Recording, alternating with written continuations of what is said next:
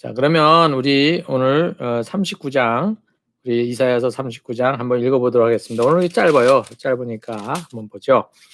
자, 읽겠습니다. 그때 발라단의 아들 바빌로니아 왕 무로닥발라단이 히스기야가 병들었다가 나았다는 소식을 듣고서 그에게 친서와 예물을 보내왔다. 히스기야는 그들을 반가에 맞아들이고 보물 창고에 있는 은과 금과 향유와 무기고와 창고 안에 있는 모든 것을 다 보여주었다. 히스기야는 그들에게 궁궐과 나라 안에 있는 것을 하나도 빠짐없이 다 보여주었다. 그때 예언자 이사야가 히스기야 왕에게 와서 물었다. 이 사람들이 무슨 말을 하였습니까? 이 사람들은 어디에서 온 사람들입니까? 히스기야가 대답하였다. 그들은 저 먼 나라 바빌로니아에서 온 사람들이요. 이사야가 또 물었다. 그들이 임금님의 궁궐에서 무엇을 보았습니까? 히스기야가 대답하였다. 그들은 나의 궁궐 안에 있는 모든 것을 보았고 나의 창고 안에 있는 것 가운데 그들에게 보여주지 않은 것이 하나도 없어. 이사야가 히스기야에게 말하였다. 만군의 주님의 말씀을 들으십시오. 그날이 다가오고 있다.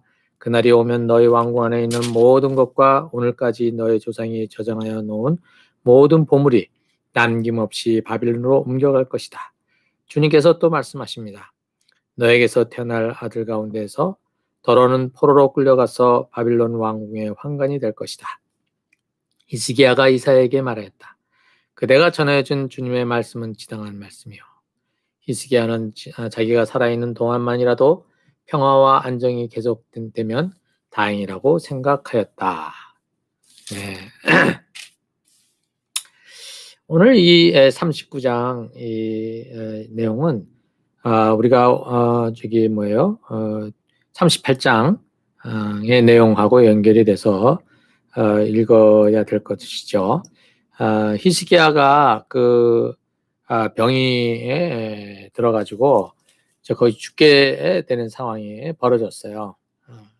근데 지금 이 상황은 지금 아시리아의 그 압박을 받고 있는 상황이었죠. 계속해서 그 압박을 받고 있는 상황 중에 히스기야가 병이 걸렸는데 그래서 거의 죽게 되었다고 1절에 얘기가 되어지고 있습니다.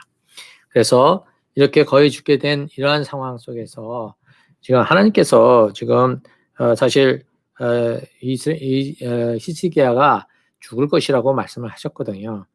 그런데 이제 히스기야가 하나님 앞에 간절히 엎드려서 기도하면서 목숨을 연장시켜달라는 그러한 간구를 하게 됩니다. 그래서 38장 5절을 보면 이렇게 되어 있죠. 뭐라고 그러셨냐면 너의 조상 다윗의 하나님이신 주님께서 이렇게 말씀하신다. 내가 기도하는 소리를 내가 들었고 내가 흘리는 눈물도 내가 보았다. 내가 너의 목숨을 15해 더 연장시키고 너와 이 도성을 아시리아의 왕의 손에서 구하고 이 도성을 보호하겠다. 나 주는 약속한 것을 그대로 이룬다. 그 증거를 나 주가 너에게 보여주겠다. 이렇게 말씀을 하셨어요. 그래서 지금 이 약속에 말씀하신 대로 히스기야는 그때부터 15년을 이제 더 살게 되죠. 그런데 그러한 이제 더 생명을 연장해서 살게 되는 그 상황 속에서 39장이 이제 얘기가 되어지는 겁니다. 여기에 발라단의 아들 바벨로니아의 왕 무로닥 발라단이라고 나와 있는데 이 무로닥 발라단은 지금 이 무로닥 발라단이 히스기야가 병들었다 나았다는 소식을 듣고 사절단을 보냈다 그랬죠. 지금 이 바빌론은 그 당시에 어떤 상태에 있었냐면 아시리아가 아주 강력한 그러한 세력을 형성하고 있었고 그 밑에 유프라테스 강을 끼고 이렇게 남쪽에서 북쪽으로 이렇게 올라가면 그 위쪽에 이제 아시리아였고요. 아래쪽에 이제 바빌론이 있었는데 그 당시는 이 아시리아가 이 바빌론까지 다 이렇게 통치를 하고 있는 점령을 하고 있는 그 상황이었어요. 그런데 이 바빌론이 점점 이제 좀 힘을 발휘해 가지고 누구예요? 이 아시리아를 이제 이렇게 밀어내는 그러한 정황 속에 있었다가 다시 이 아시리아가 그것을 누르게 되고 그러면서 좀 밀려난 상황. 이 바빌론이 이제 밀려난 상황이지만 그렇다고 해서 꽉 이렇게 눌려져 있는 그래서 돼 있는 것이 아니라 여전히 뭐랄까요? 이렇게 반발하는 어떤 그러한 상황에 있었던 것이죠. 그래서 이제 이 바빌론은 지금 히스기야가 히스기야가 있는 동안에 그 아시리아가 더 전쟁을 일으키고 그랬는데 그 가운데서 지금 누구예요? 이 히스기야가 아시리아의 그 압박을 견뎌냈다는 그러한 상황들을 이제 듣게 된 것이죠. 사실 이 유다 왕국 예루살렘 이스라엘은 바빌론이나 아시리아에 보면 이건 완전 변방이죠. 작은 나라예요. 마치 미국이 우리나라를 바라볼 때 뭐요? 변방이나 마찬가지고 중국이나 러시아나 이런 데서 볼 때 우리나라가 힘없는 나라로 과거에 이렇게 보였던 것들이 또 사실 그러니까 여기저기 치이게 되는 나라가 바로 이스라엘이었던 것이죠. 그런데 이러한 조그만 나라가 지금 아시리아 제국의 그 공격으로부터 어떻게 견뎌냈잖아요. 그리고 오히려 그것으로 인해서 아시리아 제국이 흔들흔들 걸리는 그런 부분들이 있었던 것이죠. 자, 이것을 알고 있는 이 바벨론에서 어떻게 했느냐면 히스기야가 거의 죽다가 다시 살아났다는 소식을 듣고 이제 누구를 보냈냐면 사절단을 보낸 거죠. 이 사절단을 보낸 목적은 충분히 의도가 있는 것이죠. 무엇입니까? 나중에 또 아시리아를 어떻게 압박할 때에 여기 이 이스라엘을 사용하려고 이제 이용하려고 목적하에서 여기에 그 바빌론 사신들이 온 겁니다. 이거는 뭐 지금 이 시대도 마찬가지 아닙니까? 지금 한국이 좀 이렇게 힘을 가지고 있으니까 지금 미국이나 그 다음에 중국에서 자꾸 자기네를 좀 쪽으로 더 이렇게 유리한 방향 쪽으로 끌어들이려고 사람들을 보내고 또 이렇게 동맹이다 자꾸 이런 얘기하고 하는 얘기가 바로 여기에 이 모양이랑 똑같은 거죠. 똑같은 거예요. 근데 이제 히스기야는 그 아시리아하고 전쟁을 한번 치렀기 때문에 지금 반아시리아의 어떤 그러한 정서 속에 있는 것이죠. 그런 상황 속에서 지금 여기 이 바벨론이 사신을 보낸 겁니다. 이렇게 되자 히스기야는 그들에게 그들 아주 극진히 뭐냐면 반겨 맞이하면서 그 자기의 성 안에 있는 보물 창고에 있는 모든 그 보물들과 그다음에 무기고에 있는 모든 그 군사 장비들을 다 보여준 것이죠. 이렇게 해서 하나도 빠짐없이 다 보여주었다. 이제 이렇게 얘기를 하고 있습니다. 이제 여기에서 이제 이 소식을 들은 그 이사야가 이 문제에 대해서 지적을 하고 있습니다. 어떤 지적을 하고 있느냐면 그걸 다 보여줬느냐? 그랬더니 다 보여줬다 이제 얘기를 하니까 하나님께서 이사야를 통해서 주신 말씀이 뭐냐면 이제 이 이스라엘은 그 바벨론에 의해서 완전히 멸절을 당할 것이다라고 하는 그러한 메시지를 보냅니다. 그래서 포로로 끌려가서 거기에 환관이 된다 이렇게 돼 있거든요. 7절에 보면 저기 다른 나라에 가면은 우리나라에서는 넷이라고 그랬잖아요. 넷이. 그래서 남자 신하인데 특별히 누구예요? 그 왕 측근에서 그 비서 역할을 하는 식으로 그 시중을 두는 남자들이 있지 않습니까? 이 남성들을 어떻게 하냐면은 이제 그 남성성을 갖다가 어떻게 제거하고 그렇게 해서 어떻게 하냐면 이제 그 궁에서 저기 다른 궁녀들과 마찬가지로 이제 왕실을 이렇게 봉사하도록 그렇게 했던 사람들이거든요. 그런데 아마 그런 시스템이 이런 직책이 유다 왕국에는 있었는지 모르겠어요. 유다 왕국에서는 어떤 이런 것들을 못하게 돼 있거든요. 그 율법에 보면. 그런데 지금 여기에서 유다 왕국에는 없는데 바빌론에 가서는 그러한 환관이 될 것이다라는 얘기를 했잖아요. 그렇죠? 이것을 보면 이거는 어떤 것을 뜻할 수 있냐면 그 이스라엘이 망가져도 아주 철저하게 망가져 가지고 그다음에 어디야 바빌론에 들어가서 아주 철저하게 이 유다 왕국이 있었을 때는 생각지도 못했던 그러한 일들이 거기서 아주 처참하게 벌어질 것이라는 것을 이렇게 얘기해 주고 있는 것으로 보입니다. 자, 이렇게 된 상황을 보면 아니 그거를 다 보여줬다고 해서 왜 하나님께서는 이 이스라엘을 완전히 다 파멸 쪽으로 얘기를 하셨는가? 이게 지금 우리가 좀 질문을 던져보고 싶은 거 아니겠어요? 그 정도로 이게 큰 거였나? 이런 생각을 하게 되겠죠. 자, 이것은 무엇을 의미할까? 한번 생각을 해보죠. 여러분들 이제 우리의 모든 비밀 장비라든가 그다음에 여기에 보물 창고를 보여줬다는 것은 그 나라의 재정 상태를 보여주는 거 아니겠습니까? 그 재정 상태를 보여주고 그다음에 그 나라의 군사 기밀을 전부 다 까발려놨다는 거 아닙니까?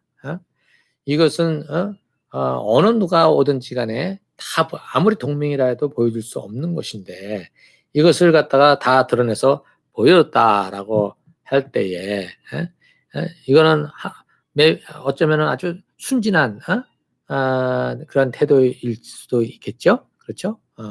그렇지만 히스기야가 그런 순진한 사람은 아니잖아요. 그렇죠? 왕 노릇을 지금 얼마를 했고 지금 이 정치적인 국제 정치 속에서 얼마나 지금 이거를 파고를 갖다가 뚫고 사람입니까? 그런데 지금 이것을 갖다가 해버렸다는 것은 그것보다는 뭔가 히스기야가 착각하고 있는 것이 있지 않았을까 이 생각을 해보게 되는 것이죠. 그게 바로 무엇일까요? 그것은 바로 히스기야가 어때요? 아시리아를 갖다가 물리쳤잖아요. 하나님께서 물론 하셨지만 그 하나님께서 하신 그러한 모든 정황 속에 누가 이렇게 자리에 있었냐면 히스기야가 있었어요. 그렇죠? 그런데 이런 히스기야가 지금 또 무엇이 있었냐면 아파서 병들어서 죽을 뻔했잖아요. 근데 이제 다시 자기가 회복이 돼서 나와서 지금 그 나라를 다시 통치하고 있는 상황이에요. 이런 것이 히스기야로 하여금 자기 눈에 보이는 게 없는 것처럼 만들어버리지 않았는가 이런 생각을 해보게 됩니다. 결국은 뭐냐면 그 아시리아를 어떻게 된 거예요? 아시리아를 이 조그만 이스라엘이 견뎌내고 뭐냐면 쫓아냈잖아요. 이 팔레스타인 지역에서 쫓아내버린 이 사건들. 그 바람에 그 아시리아는 지금 내고 있는 상황이고요. 이러한 상황들이 되어졌는데 이런 상황에서 바벨론은 그 아시리아에 비하면 아주 그때는 힘이 없는 그러한 나라였단 말이죠. 근데 여기서 사신을 보내서 와서 이제 예물을 드리고 하니 이 이스라엘로서는 어떤 느낌이 들었겠습니까? 히스기야로서는 이것이 굉장히 뭐랄까 뿌듯하고 앞으로 쫙 하늘로 올라가는 느낌이 들지 않았겠습니까? 우리가 이만 해도 있지 아시리아를 갖다가 물리친 나야 이렇게 생각을 하지 않았겠어요? 그러니 바빌론이라고 하는 그 어떻게 보면 지금 이스라엘이 중심이고 저기 바빌론은 변방이라고 또 생각을 했을 거 아닙니까? 그 힘없는 거기에서 사절단을 보내서 그 멀리에서 그렇게 했으니 이 히스기야는 모든 것을 다 보여줘도 끄떡없을 거라고 생각을 했던 것이죠. 그것을 보여줬다 안 보여줬다 보다도 히스기야가 가지고 있는 그 마음 상태는 지금 하나님 앞에서 겸손하지 못한 상태였죠. 지금 그렇게 승리를 할 수 있었던 것은 하나님께서 만들어 놓으신 것이었지 이스라엘이 잘나서 한 게 아니었거든요. 그리고 히스기야가 병들어서 죽을 뻔했던 것, 이것도 하나님이 살려놓으신 것이지 지금 자기가 어떻게 된 거예요? 뭘 해서 지금 된 게 아니거든요. 그런데 이 모든 것들이 좋은 것들이 이 좋은 것들이 지금 히스기야에게는 도구로 작용하고 있는 것입니다. 그렇게 되는 바람에 그 모든 것들을 갖다가 다 보여주게 됨으로써 우리의 히스기야가 놓쳐버린 것은 바로 무엇이냐면 자기 현재 이 꼬라지를 놓쳐버린 것입니다. 자기가 얼마나 연약한 존재고 자기 나라가 얼마나 힘없는 존재인 것을, 이것이 전적으로 하나님께서 하셨다는 어떠한 그러한 생각, 겸손의 자리가 사라져버린 것이죠. 그러면 왜 뭐냐면 후손들이 다 그렇게 당할 것이냐라고 얘기하는 이면에 바로 히스기야가 가지고 있는 이 교만의 이 태도가 하나님을 거부해버리고 다른 것들을 찾아가고 다른 것들을 의존하는 그러한 태도로 어떻게 가버린다는 것이죠. 그것이 히스기야가 가졌던 이러한 태도가 누구에게로? 그 다음 후손들에게로 또 그 여과 없이 가버리게 된다는 거죠. 이게 사실은 나라의 그 리더십이 굉장히 중요한 부분이 바로 그래서 그런 것이죠. 리더가 그것 어떻게 하느냐에 따라서 그 밑에 있는 사람들이 그걸 따라가잖아요. 여러분들 우리 한번 보세요. 예. 옛날에 어, 누구죠? 이명박, 박근혜 이 대통령이 있었던 그 시절에, 뭐 이래도 저래도 뭐로 가도 돈만 잘 벌으면 최고인 어떤 그러한 사고방식 속에 있었을 때에 그때 한국의 이 사회가 어땠습니까? 다 뭐예요? 부정부패로 이런 것들이 만들어지게 되고 지금 한국의 어떤 그 권력기관들이라든가 이런 것들이 부패 속으로 빠지게 되고 언론 권력도 그렇고 다 이런 것들이 다 총체적인 난관을 가지게 된 게 뭐냐면 위에서부터 위에 있는 자들로부터 이 만들어진 것들이 아래로 내려오게 되고 그다음에 백성들도 그렇게 해도 되는가 봐 하는 식으로 또 그렇게 가버리게 되는 거지 않습니까? 거기에 이제 뭐냐면 전부 다 부동산 투기하는 거 위에서부터 하고 나니까 우리는 작게라도 먹자고 해서 밑에서도 또 다 하게 되고 이제 이것을 바로 잡기 위해서는 위에서부터 해야 된다는 것을 보여주고 있잖아요. 그래서 지금 요새 그 정부에서나 이럴 때 고위 관리가 되려면 집 한 채밖에 는 소유하지 못한다 이런 얘기가 나오고 있는 것이 그리고 그것이 하나의 이제 국가 공무원이라든가 공복이 되기 위해서는 그러한 것을 추구해야 된다라고 하는 그러한 분위기가 만들어지게 되면 자연스럽게 그것이 밑으로도 내려가는 거란 말입니다. 근데 히스기야는 지금 어떻게 되는 거예요? 지금 그 위에서 지금 교만의 저거를 태도를 보였으니 이것이 사람들에게 어떻게 느껴졌을까요? 자기들도 그러한 식으로 생각을 하게 되지 않겠습니까? 결국은 그것은 교만은 또 어디로 향해서 그 교만의 그 방향이 맞춰지게 되냐면 하나님을 모르는 자리로 가게 된다 이겁니다. 그래서 이 히스기야가 벌인 그들에게 다 이거 보여준 것 이거 자체가 더 문제가 아니라 그렇게 보여주게 된 히스기야의 태도가 하나님 앞에서 하나님을 등져버리는 그러한 태도가 된 것이고 그러한 정신이 그러한 속성이 어떻게요? 이스라엘 백성들에게로 또 밑으로 내려오게 되고 그것이 다음 그 후손들에게도 계속해서 전해지게 되면서 결국은 하나님을 저버린 나라가 되어버리고 그 바람에 어떻게 되냐면 바빌론에게 무너지게 되는 그러한 그 비극을 맞이하게 된다는 것이죠. 여기 8절에 보면 히스기야가 바벨론에 무너진다는 것을 얘기를 들었는데 뭐라고 그러는지 보세요. 뭐라 그러냐면 지다가 하신 말씀이요 이렇게 해놓고 그다음에 히스기야는 뭐만 생각했냐면 자기 있을 동안만이라도 그런 일이 벌어지지 않으면 좋겠다 이렇게 생각하고 있지 않습니까? 자, 이전에 가졌던 히스기야의 그 어떤 그 뭐랄까요 모습하고 지금 여기에 아주 소극적인 모습하고 굉장히 달라져 있는 것이죠. 그렇죠? 예.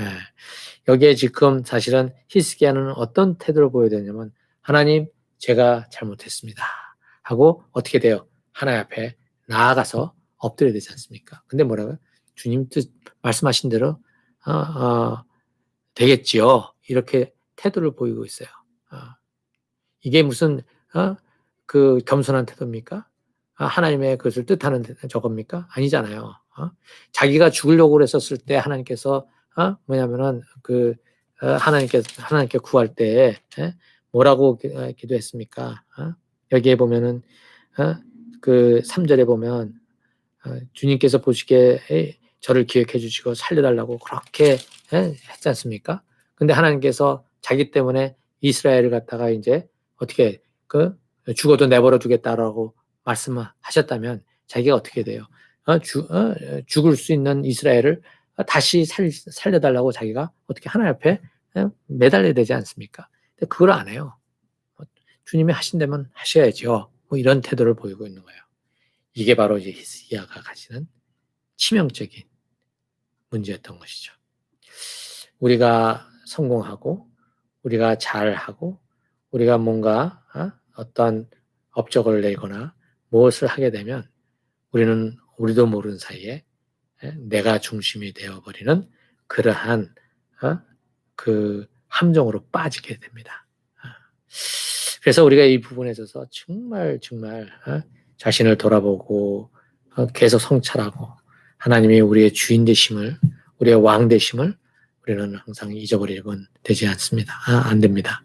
그래서 우리가 다 사실은 도토리 키재기인데 그 조그만 것도 가지고요 우리가 서로 비교해가지고 내가 나보다 잘났어 이렇게 생각하잖아요.